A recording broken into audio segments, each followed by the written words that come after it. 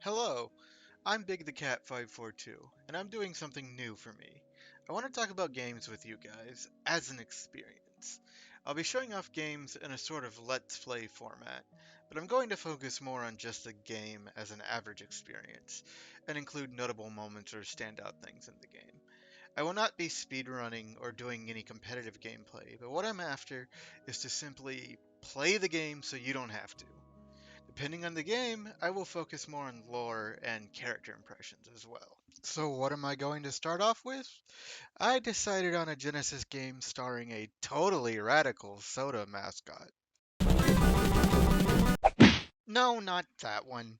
I'm talking about the other one. This is Spot Goes to Hollywood. I know most people seem to have played Cool Spot, but I actually first played Hollywood Spot. So that's why I'm talking about this one. So what is it? Released on the Genesis, Saturn, and PSX, Spot Goes to Hollywood is an isometric action-adventure game where you explore various cliché Hollywood film locations looking for treasure and 7-up spots. And that's what I'll give you for the dry reading. I'll show you the game stage by stage as I played it from here. So the game starts, and you're taken to this cool little drawing board that acts as your act select. You still have to do levels in a certain order, but think of this as choosing to do, say, Act 1 or Act 2 of Green Hill Zone in any order. So our first level is a pirate film, and as I personally love pirates, I instantly like this. Our first act is the ship deck, where there are 10 spots to find, though you only need 4 to clear the stage. Spot can walk or run, jump, and throw things? Energy blasts? I guess he can do that.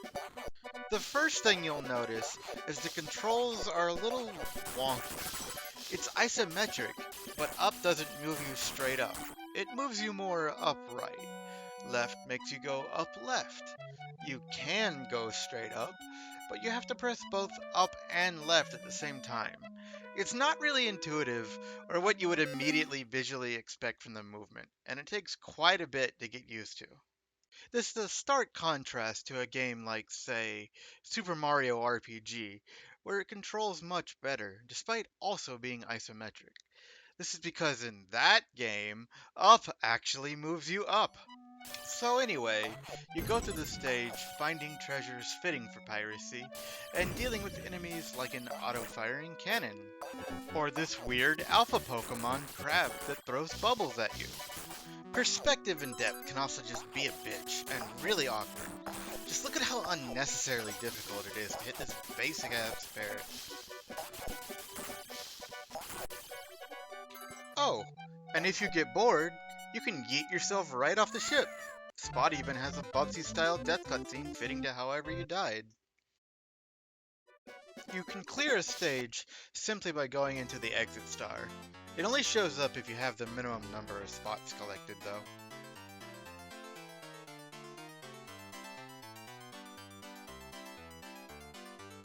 The act gets colored in, and it's on to the next act, the hold of the ship. This one is a darker, spookier location. Despite that, it's a real missed opportunity because you won't find any ghost pirates here. Instead, you can find this drunken booger jumping around in a booth. Thrilling stuff, really. There is some clever use of the isometric style, though, like finding a hidden room here behind the wall. Spot is also super busy. Anytime you stand still for a second, he gets a call on his 90s business cell phone and has to answer it. Isn't he supposed to be filming? Why is he taking calls anyway? The platforming can get tricky in this game. Check out some of these jumps I had to make to find some treasure.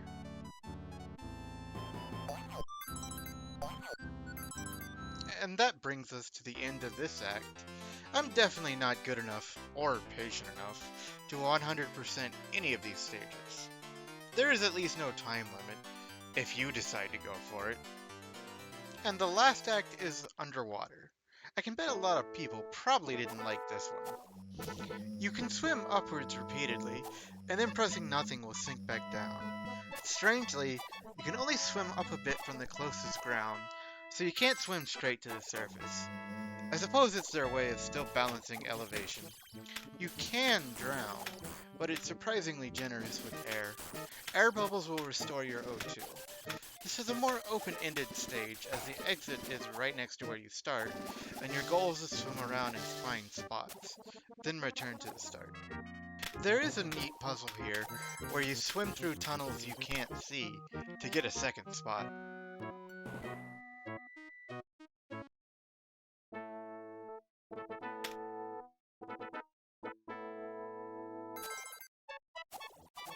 There's really not a lot to this stage. It's really just swimming around aimlessly. Although, once you go back to the start, we get our first boss. Nah, he's not that cool. He's actually kind of goofy and wimpy. He just juggles bombs and you shoot him in the face a bunch. A bunch. A bunch. Keep shooting him. Seriously, these bosses are real damage sponges. Eventually, he explodes.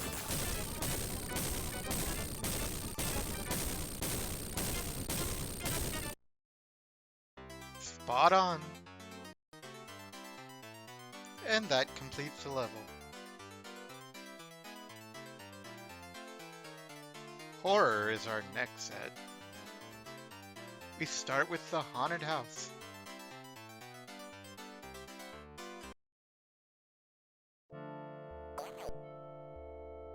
Kind of has a Scooby-Doo vibe.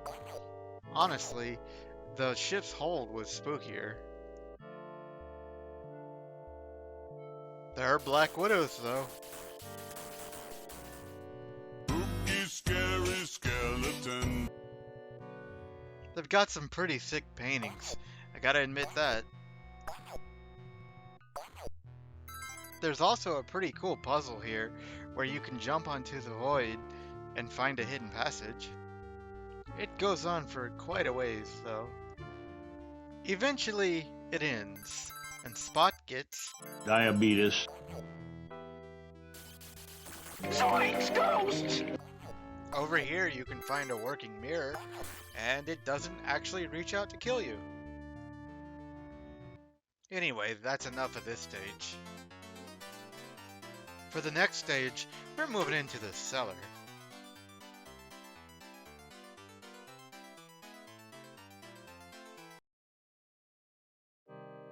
And of course, it's immediately much darker, and looks like we're heading downstairs to Cask of Amontillado somewhere. But it looks harmless enough. Immediate spider attack.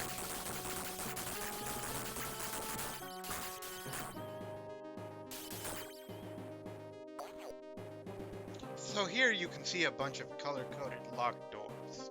Of course, we have to find the corresponding keys and return to the doors. Can't wait to get to the red room. I'm sure nothing bad is going on in there. I bet those are bottles of 7-Up. Over here you can find a guy who definitely drank too much 7-Up. By the way, the 7-Up on the floor hurts you if you step in it. You can climb the stairs here to push a block off a switch, and then totally eat shit behind it. Here's the red room, by the way. It's, very red. Oh look! Dopefish Light can be found here.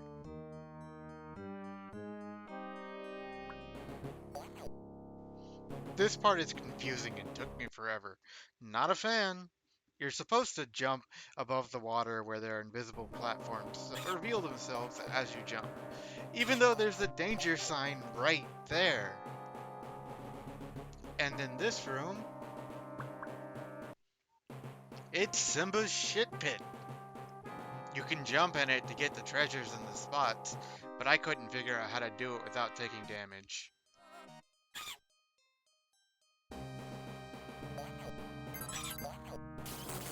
You can take the raft into this room, which all I've got to say to this is, nope. Nope, just too dark. So I decided to just say fuck it and leave the stage. So moving on to Pumpkin Castle.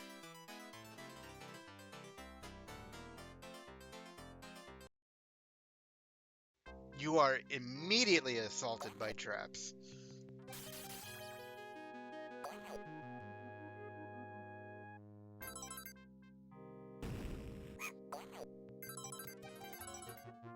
They can be really rude too. That's fair. Confusing layout too. This passage just takes you right down here. Same passage. One tile wide stairs to get some treasure in a spot. There's a switch puzzle here. You have to hit the switches in a certain order. I just brute forced it, but there's probably a hint to it somewhere. Still, it's kind of frustrating, and you can see how long it takes me. Here's the solution I eventually figured out the hard way. And what do I get for it? A lot of tricky platforming.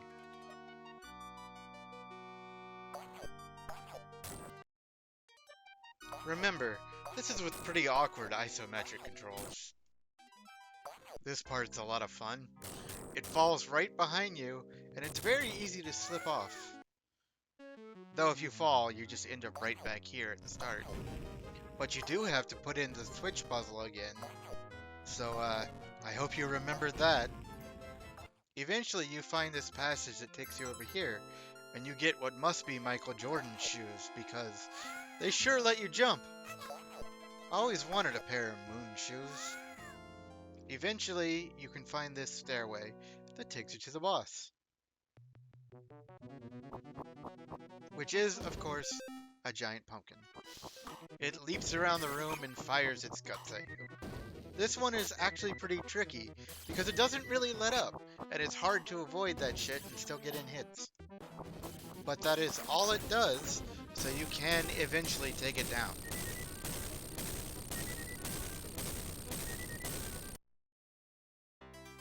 Wahey. And that finishes off the Pumpkin Castle and the horror segment. The next segment is adventure, and we'll start with the temple. And this is pretty cool, as we're immediately in some kind of Aztec or Incan temple design.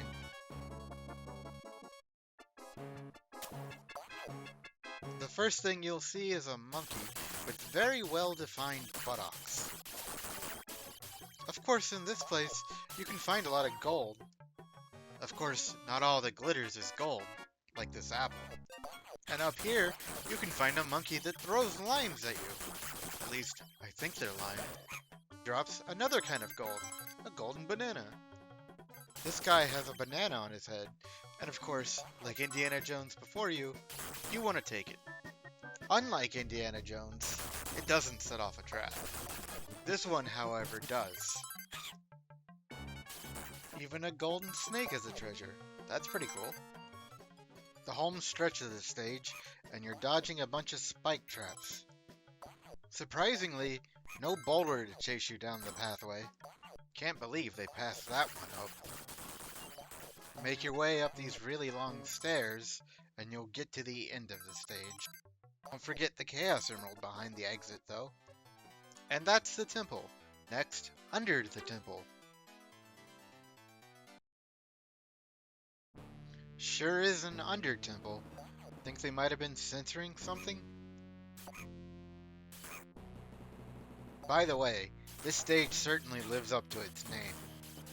It is just constantly being harassed and jumping over fire. Also, check out the butt on Boy here. Continuing on, you just get a lot more danger. I'm actually risking death from damage. This is a pretty cool dragon statue, though. Gotta say, A++ would get burned by again. There's some really tricky jumps in this stage, and that Magma Boy is just rude. You can jump off over here to get some steak. It's probably well done. Eventually, After a bunch of samey corridors, you find the exit. And a boss fight against Satan. Bosses are definitely getting way more tricky. You have to not only avoid falling in the lava, but deal with the blocks almost immediately sinking beneath you. The whole time, Satan teleports around and shoots you. You have to somehow still find the time to shoot him in the face. And as always, you have to shoot him a lot. I know I'm not the best player, but I couldn't figure out a pattern. As a kid, I think this guy was responsible for most of my game overs. Eventually though, he does die. And of course, it takes forever to do it.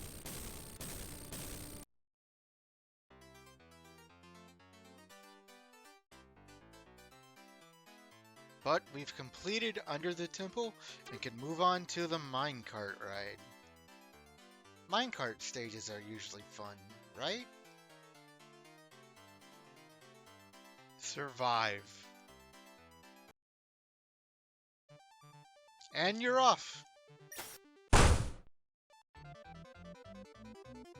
No, God! Yep, it's gonna be one of those stages. So, this is a minecart auto-scroller like Donkey Kong Country. Unlike Donkey Kong Country, a single mistake kills you. Also unlike DKC, there are no checkpoints. Any and every death will take you back to the start of the stage. As you can see, I'm only getting through it with save states. This was absolutely a nightmare as a kid. There are just so many ways to die. Some jumps are deceptively difficult too. Like this is pixel perfect jumping. If you mess it up, you will eat shit. And I mean perfect. Look at this one. This is apparently considered a failure. It gets faster paced too. Remember, any one of these can kill you and send you back to the start of the stage. I'm cutting out a lot of the stage to not make this super repetitive, but eventually it does end.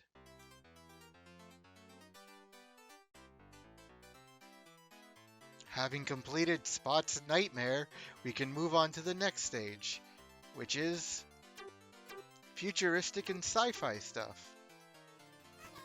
We'll start with post-nuclear.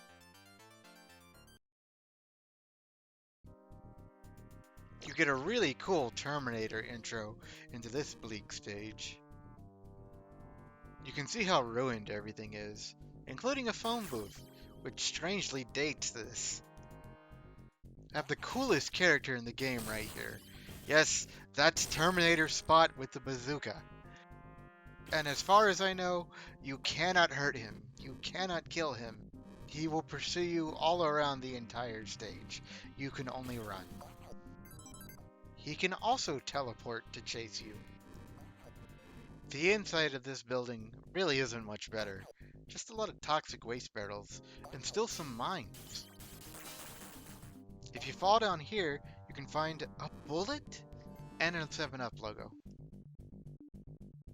I don't think modern mascots would have associated themselves with edgy Shadow the Hedgehog guns these days. I'm also glad they gave you that 1-up, because I can't figure out how to get out of here without dying. Later on, there's a spot hidden behind a fence that's only barely visible due to a hole in the fence. And right next to that, you can find someone's decaying skull, because this game is, you know, for kids. You can take this rickety wooden pathway to explore more of the stage if you want to go for 100%. But these stages really get repetitive, so I just went for the exit.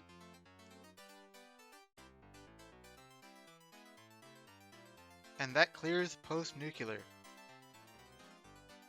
Moving on to Space Battle next. That's totally not Star Wars. So this is actually the trench run fighting a TIE fighter. And as you can see, it wastes no time in throwing obstacles right into your face. It's very similar to some other nightmarish auto run segment.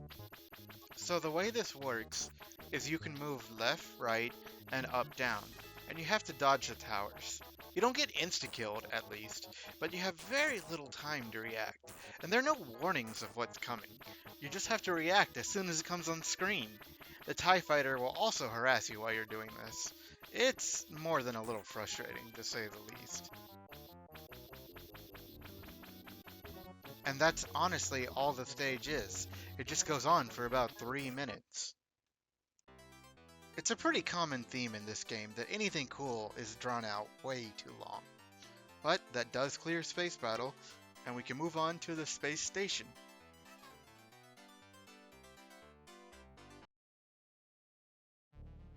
It's a pretty ominous and imposing interior, pretty reminiscent of the Death Star. The moon shoes to simulate low gravity is a pretty nice touch, if only they were permanent. Your enemies are Roombas and barbecue grills. And everything's pretty durable, so you might be better off just ignoring them and avoiding them. There are space elevators to take you throughout the level. I think that's pretty cool. The level continues like this for a little bit. And then, God, is that what they used to make 7-Up out of? Gotta say, this game's not doing a lot to sell me on 7-Up. Oh, and if you thought Star Wars was the only sci-fi influence, well, look down here. It's actually a facehugger, and it's hugging my face. And then over here, there's a xenomorph. When did this game become more horrifying than the horror segment? And how is this supposed to sell me on 7-Up? You do eventually get to the exit, here past some elevators. And some more horrifying science experiments. So moving on from the space station, we have the virtual world next. This one's pretty similar to Tron. You cannot stop your bike once you start moving, and you can do a little wheelie to speed up. Luckily, when you hit the walls or obstacles, you don't take any damage. The grid pattern is cool, but it can get a little hard on the eyes eventually. We also have our first enemy over here, an AI motorbike that chases you around. The stage is also surprisingly quiet. There's no like motorbike revving up noises or anything like that, though maybe that would get annoying. Spot makes up for it by screaming a lot when the motorbike mounts him. And yes, you can fall off.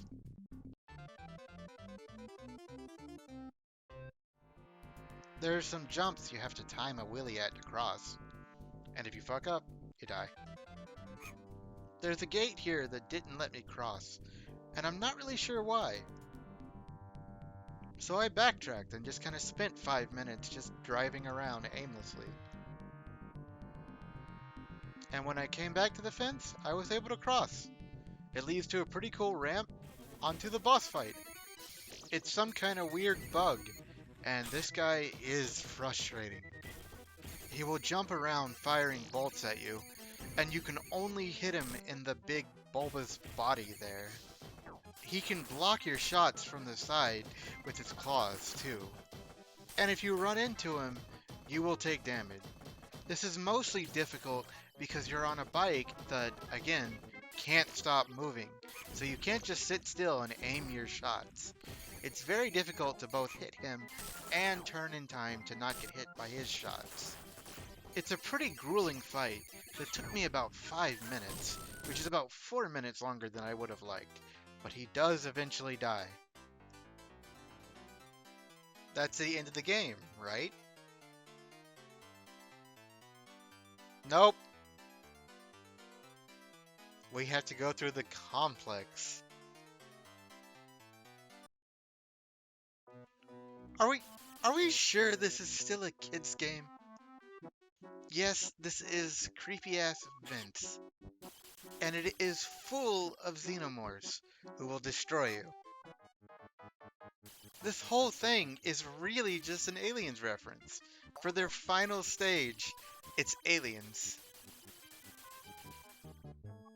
I mean, Spot running for his life is funny, but who greenlit this? Who decided kids needed this? And how does this sell soda?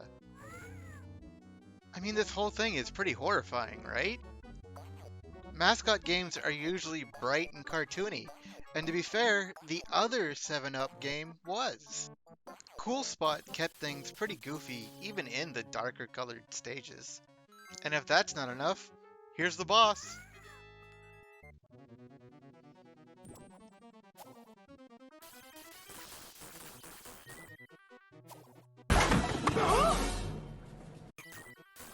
Yep, this is the boss. This is the final boss of a soda game for kids. Doesn't it just make you want to drink a nice, refreshing green soda? And this is how the boss fight works. He just keeps shooting eggs at you that hatch into face huggers. It's best to just keep jumping in place like this to shoot him safely. It's pretty hard to run around and avoid things otherwise. He's really not that difficult, but I think at this point, I'm glad to have an easier boss. You can just damage race him until he explodes.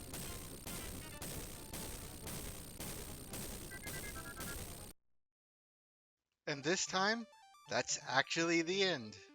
Enjoy the credits and Spot in his super long, super rich limousine. There's also a neat cameo of Namco characters. There goes Pac-Man.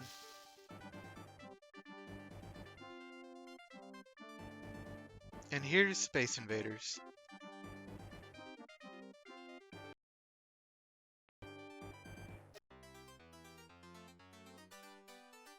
Then you get the actual credits in a neat little theater. So would I recommend this game? Well, it's got some cool ideas. All the references are cool. But everything is kind of drawn out too much. Every stage kind of gets old after a minute or two. But I'd say it's a solid Genesis game. About a 6 out of 10 if you like playing retro games. If you stuck around this long, there is a few other things I want to show off about this game. Not much, but a few really interesting things. So the game does have codes you can put in. The first one will do this. That's not an edit, that's actually what it does. And I could not figure out a way to get out of it without resetting the game. Here's the second one. Yep, this is it. No music, just this. Try playing the whole game like this. The rest are a little less surreal. You can put in different passwords to get different developer messages. I'll show them all off. They're just cute little messages.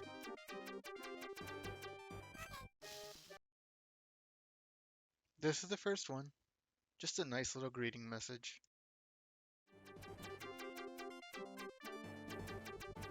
Wormball is our second one. This has to be an inside joke of some kind. Maybe this guy was behind all the weirder stuff in the game. True Love is our third one here.